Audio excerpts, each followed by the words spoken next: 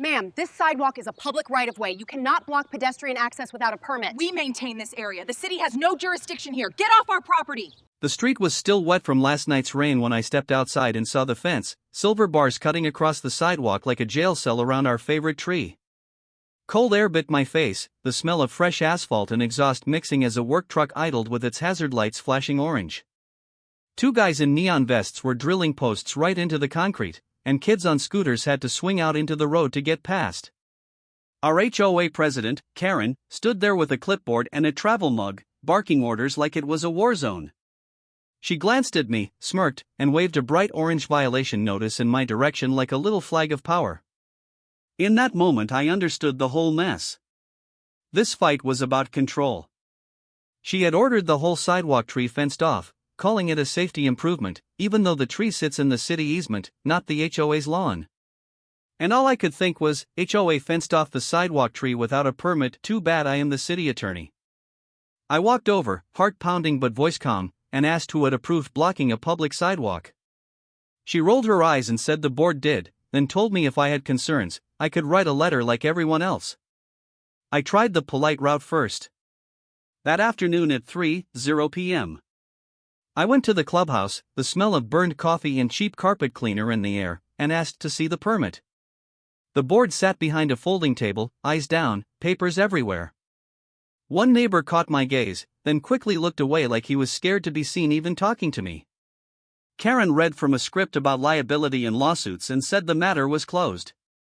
When I pointed out the sidewalk belonged to the city, not the HOA, she smiled and slid a new notice across the table. It was a fine for $200 for interfering with an HOA project. My mic got cut off at exactly 3 minutes. They moved on to landscaping. That was my line in the sand. I walked home, shaking mad, but I made myself a promise. No yelling, no drama. Only proper channels. Only the law. I started with the basics. I took wide shots of kids walking around the fence into the street, close-ups of the bolts drilled into the public concrete, and the posted HOA sign claiming it as private property. I lined up photos, emails, and call logs in a binder. Then I filed a formal complaint with the city and copied myself as city attorney, using my work email instead of my personal one. Timeline item 1 April 5th at 4:27 a.m. False trespass call, when Karen had told security I was stalking the work crew for filming.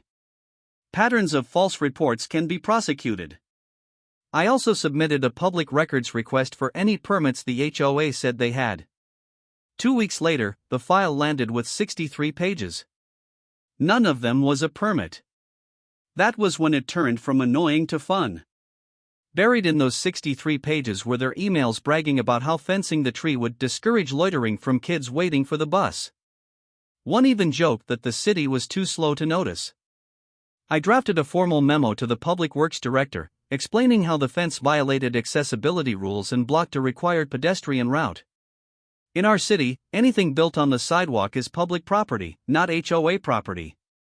I marked every photo, mapped every date. 9 different neighbors had complained in writing. I wrote their stories into the memo, in simple words. Kids forced into the street. Parents with strollers walking around cars. A wheelchair user who had to turn back. 3 weeks later, on a bright Saturday morning around 9:00 a.m., the trap snapped shut. The HOA had planned a safety fair in the cul-de-sac to brag about their improvements.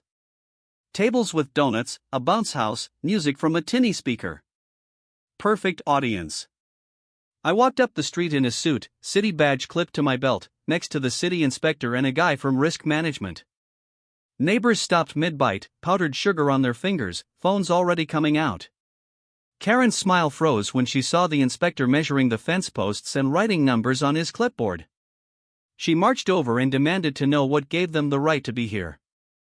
I calmly handed her my card and said I was the city attorney assigned to sidewalk encroachments. Her hand actually shook when she read my name. The inspector didn't raise his voice. He just explained, in front of everyone, that the fence was an illegal obstruction of a public sidewalk, installed with no permit, in violation of multiple codes. He mentioned fines, and people leaned in. By then, there were at least 15 phones filming. I pulled out the binder and set it on the HOA table. Pages fluttered in the breeze. Photos of the fence. Complaints from neighbors. The HOA's own emails from the records request. And on top, their $200 fine against me. The risk manager said the city would also bill the HOA for any liability tied to the blocked sidewalk. Someone in the crowd actually laughed. Then more people did. By Monday, our little showdown was all over the neighborhood Facebook page. Screenshots of the memo. Clips of Karen's face when she read my card. A video titled "Local HOA Tries to Steal Sidewalk, Gets Smacked by City Attorney" hit 12,000 views in 2 days. In the next emergency board meeting, which had to be public, I watched members squirm as the inspector listed penalties. The city issued a formal order: remove the fence within 48 hours, restore the sidewalk, refund any improper fines, and pay civil penalties of $500 per day going back to installation. I submitted 21 written complaints from residents as part of the record. The board's lawyer looked like he wanted to slide under the table. By the end of that week, the HOA voted Karen out as president. The fence came down early on a cool Thursday morning. No music, no fair, just the grind of power tools and the smell of cut metal. Kids walked to school that day on a clear sidewalk, laughing and jumping to slap the low branches of the tree like they used to. The city had an arborist check it, and the report said it was healthy. The HOA had to pay for that too, a little over $1,200.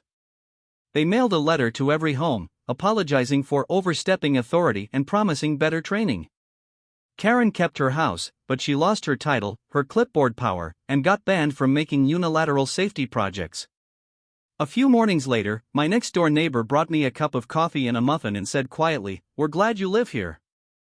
I just smiled, watched a little girl draw a chalk heart on the reopened sidewalk, and thought that was enough.